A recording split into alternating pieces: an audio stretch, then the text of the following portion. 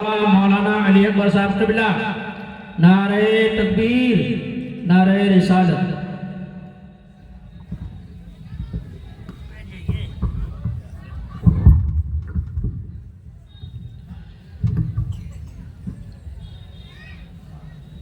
بلبل بنگال حضرت علامہ مولانا قاری کلیم اشرف صاحب قبلہ جو مالدہ سے چل کر ہمارے درمیان تشریف لا چکے ہیں، ان کی تقریر بنگلہ زبان میں بہترین انداز میں آپ کو سماعت کرنی ہے۔ اسی لیے میں آپ تمامی حضرات کی بارگاہ میں دست بستہ عرض گزار ہوں کہ آپ لوگ چائے کی دکانوں میں یا پھر روڈ میں ادھر ادھر نہ گھوم کر پوری تیاری کے ساتھ پنڈال کے اندر آ جائیں، اس لیے کہ آپ سبھی حضرات کے لیے سجایا گیا ہے پنڈال اور بچھایا گیا ہے نیچے پوال۔ اسی لیے آپ لوگ برا نہ کیجئے خیال، اپنی اپنی تمام مصروفیات سے فارغ ہو کر پنڈال کے اندر آئیں تاکہ علماء کرام کی نورانی و عرفانی بیانات سے اپنے ایمان کو جلا بخشیں، اپنے ایمان کے جوت کو جگائیں اور ساتھ ہی ساتھ اس پر عمل پیرا ہو کر اپنی دنیا و آخرت کو سنوارنے کی کوشش کریں۔ حضرات،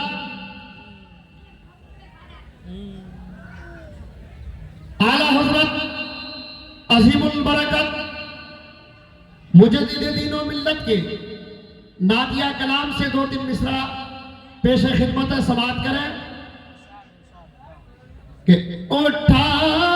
دو پردہ دکھا دو چہرہ کہ نور باری حجاب میں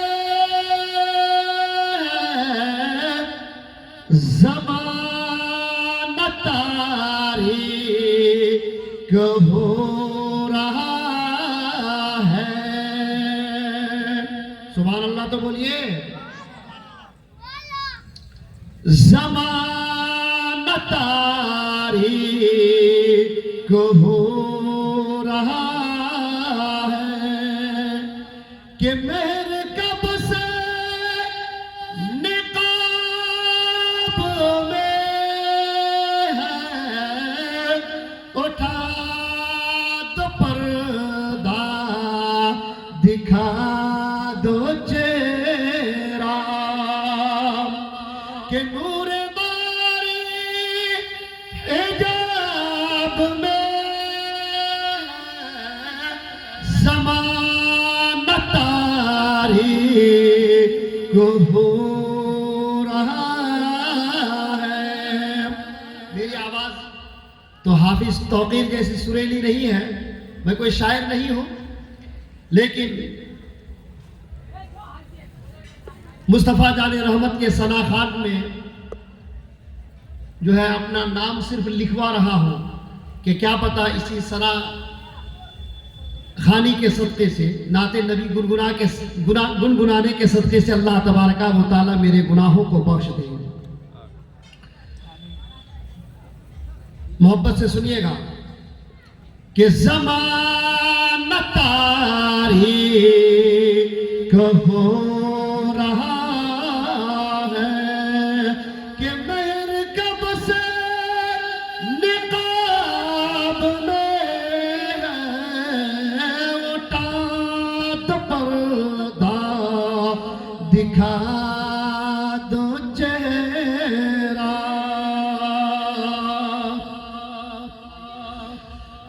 انہیں کی بو یا سمن ہے، انہیں کا جلوہ جب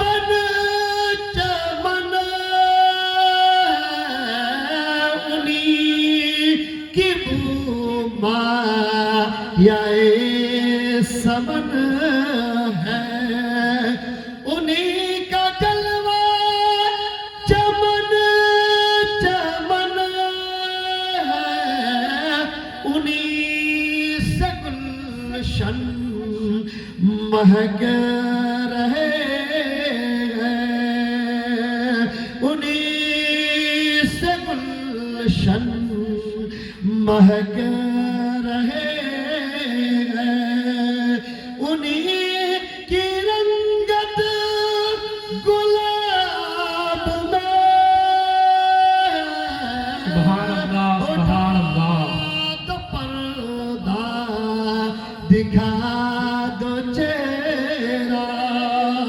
کہ نور باری حجاب میں ہے زمانہ تاریک ہو رہا ہے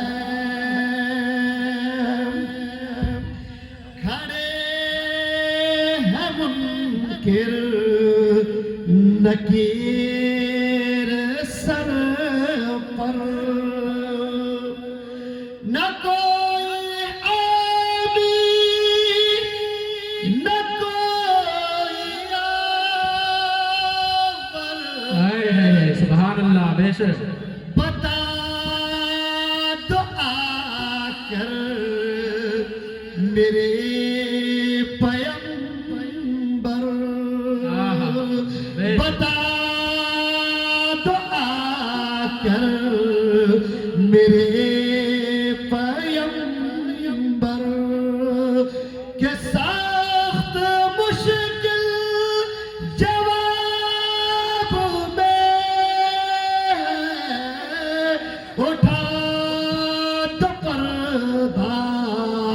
دکھا دو چہرہ اٹھا دو پردہ دکھا دو چہرہ کہ نور باری حجاب میں زمانہ تاریک ہو رہا ہے کہ میرے کب سے نقاب میں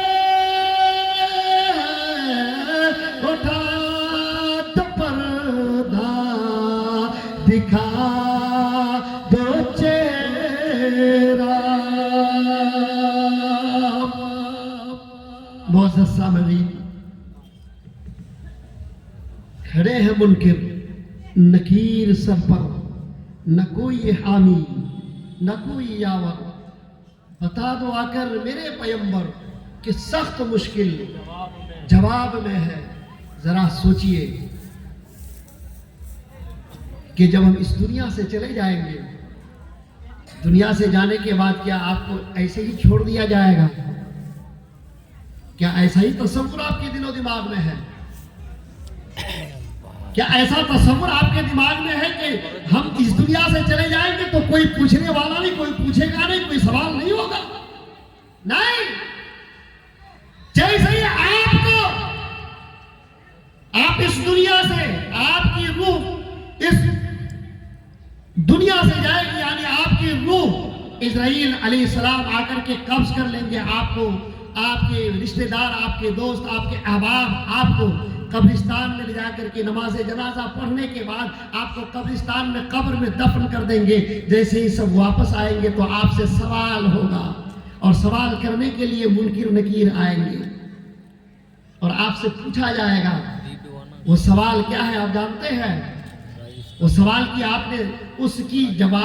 اس کا جو جواب کیا ہوگا کہ آپ نے اس کی تیاری کیا جو سوال ہوگا اس سوال کا جواب آپ کے پاس کیا ہوگا اگرچہ منکر نکیر آ کر کے آپ سے 3 ہی سوال کرے گا من ربک ما دینک من کنت تقول فی ھذا الرجل کہ تمہارا رب کون ہے تمہارا دین کیا ہے اور تم دنیا میں ان کے بارے میں کیا کہتے ہو یہ 3 سوال ہوگا لیکن یہ 3 سوال کا جواب آپ کو اس دنیا میں رہ کر کے ان تینوں سوالوں کے جواب کی تیاری کرنی ہے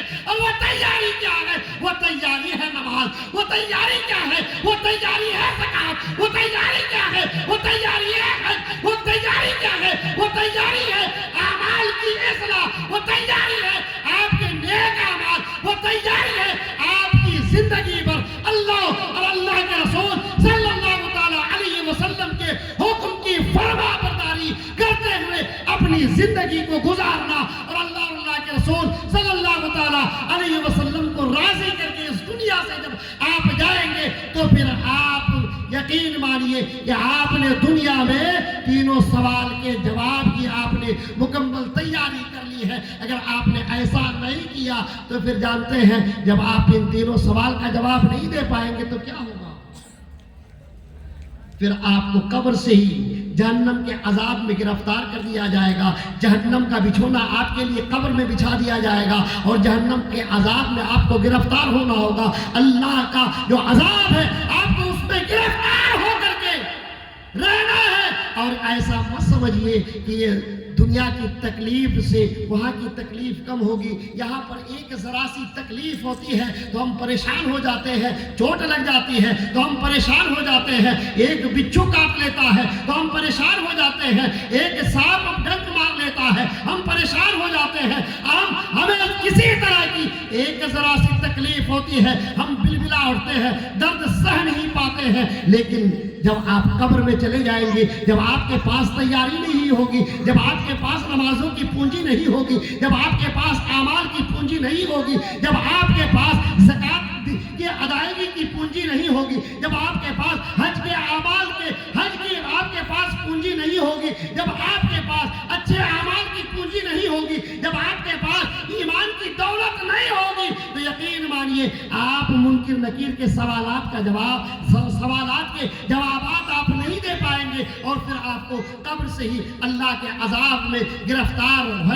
रहना होगा मैदान महशर तक। और फिर मैदान महशर में फैसला होने के बाद हमेशा हमेशा के लिए आपको जहन्नम में जाना पड़ेगा। ऐ मुसलमान, अल्लाह तबारक व तआला का खौफ अपने सीने में पैदा कर। अल्लाह तबारक व तआला ने कुरान पाक में इरशाद फरमाया, या अय्युहल्लज़ीना आमनुत्तकुल्लाह, ऐ ईमान वालो अल्लाह से डरो। लेकिन आज हमारा हाल यह है कि हम अल्लाह से डरते नहीं। अगर हम अल्लाह से डरते तो हम नमाज के लिए जाते, अल्लाह से डरते तो फजर की नमाज पढ़ते, अल्लाह से डरते तो ज़ोहर की नमाज पढ़ते, अल्लाह से डरते तो असर की नमाज पढ़ते, अल्लाह से डरते तो मगरिब की नमाज पढ़ते, अल्लाह से डरते तो इशा की नमाज पढ़ते, अल्लाह से डरते तो किसी को गाली नहीं देते, अल्लाह से डरते तो हम सूद नहीं खाते, अल्लाह से डरते तो हम ज़िनाखोरी नहीं करते, अल्लाह से डरते तो गलत काम नहीं करते, झूठ दगाबाजी नहीं करते, अल्लाह से डरते एक भाई दूसरे भाई का हक नहीं खाता। लेकिन आज हमारा मुआशरा, ये जलसा इस्लाह मुआशरा का है और इस्लाह मुआशरा का मतलब यह है कि समाज में जो गंदगी है उसको सुधारने की कोशिश किया जाए। वो समाज सुधारने का जो है प्रोग्राम है, यानी हमारे समाज में जो परागंदगी है, जो हमारे समाज के लोग जो नमाज से दूर है, हमारे समाज के लोग जो अच्छे काम से दूर है, हमारे समाज के लोग जो गलत कार्यों में मुलव्विस है, यही तो देखा जा रहा है। आज अगर एक कव्वाली की महफिल होती तो वहां जगह देने के लिए जगह कम पड़ जाती, इतनी भीड़ होती। नौजवान मन चले नौजवान और हमारे बूढ़े हजरात भी, हमारे बूढ़े चचा भी चले जाते, माँ बहनें भी चली जाती, इतनी भीड़ होती कि जगह देना मुश्किल हो जाता। लेकिन आज सरजमीन जगन्नाथपुर में हाफिज तौकीर साहब और नौजवान कमेटी ने मिलकर के मस्जिद की तामीर और तरक्की के लिए 2 रोजा जलसा आपके लिए सजाया है। कई दिनों की मेहनतों के बाद ये जलसा आपके सामने सच करके तैयार हुआ, ये पंडाल जो है सजाया गया है। लेकिन आप हमारे गांव के, हमारे मुआशरे के लोगों का आलम यह है कि वो या तो चाय के होटलों में गप्पे मार रहे हैं या अपने घर में मेहमानों की मेहमान नवाजी कर रहे हैं, लेकिन उनको तौफीक नहीं होती कि जल्द से जल्द हम जो है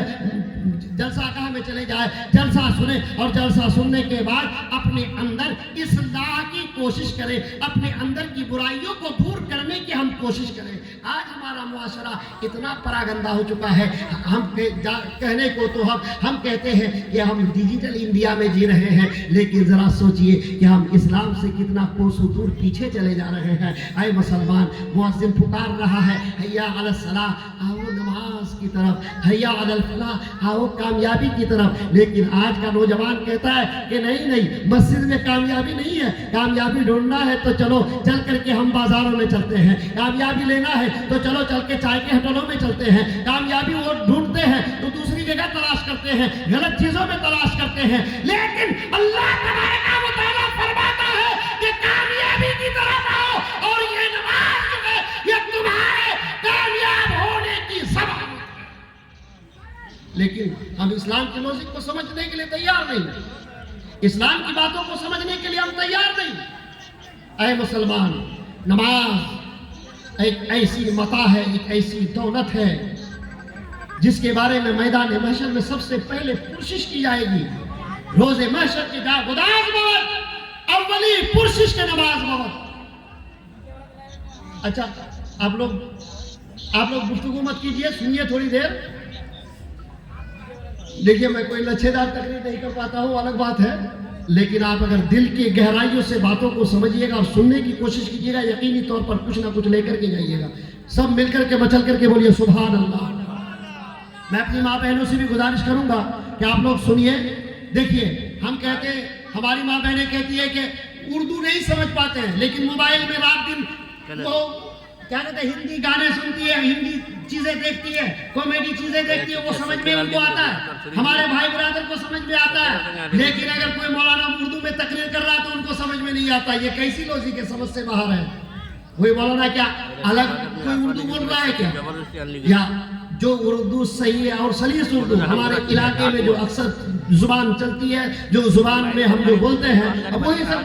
اردو زبان میں آپ کو سمجھانے کی کوشش کیا جا رہا ہے، تو آپ سمجھنے کی کوشش کیجیے. اللہ تبارک و تعالیٰ قرآن میں فرماتا ہے ان الصلاۃ تنہی عن الفحشاء والمنکر، بے شک نماز بے حیائی اور بری باتوں سے روکتی ہے. اللہ تبارک و تعالیٰ قرآن میں کہتا ہے بے شک نماز انسان کو بے حیائی اور بری باتوں سے روکتی ہے. لیکن آج